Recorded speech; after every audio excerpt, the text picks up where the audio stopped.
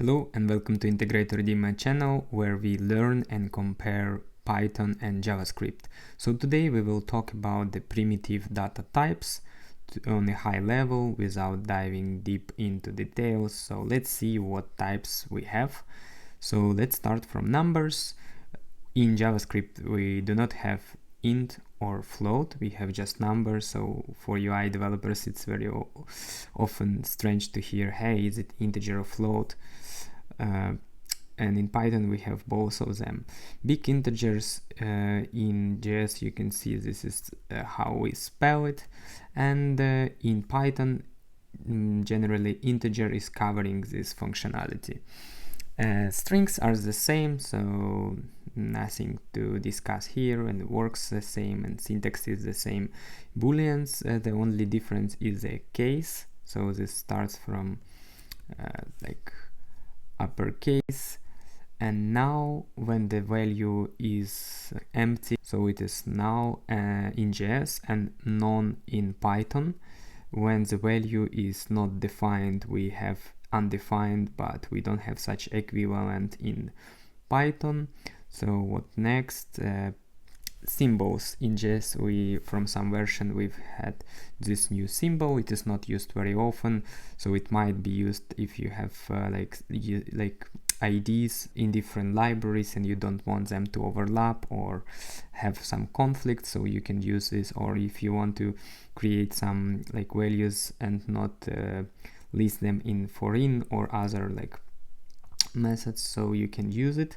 Not we don't have anything similar in Python, but we don't have such primitive type, so yeah, this one is used as alternative, and we have such type in Python.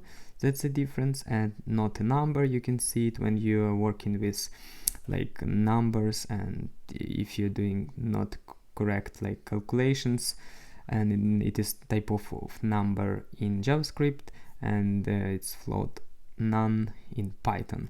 And let's quickly jump to the code editor, where I have two files, JavaScript, so you can see how it looks like. The regular number, float is kind of the same, but of type number, big integer, string, boolean, true and false from like lowercase. Now not defined value doesn't have this equal and something, and we have this symbol.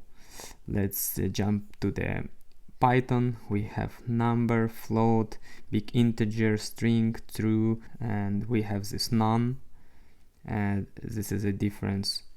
So we have null here and none, and bytes value.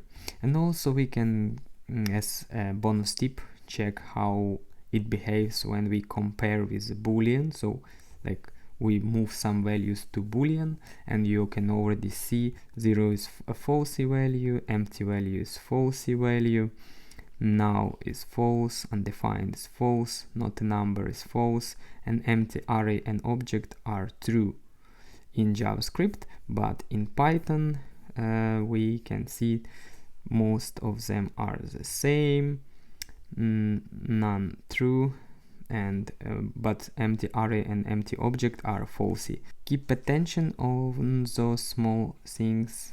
Thanks for watching. Please like, subscribe, and see you in the next one. Bye.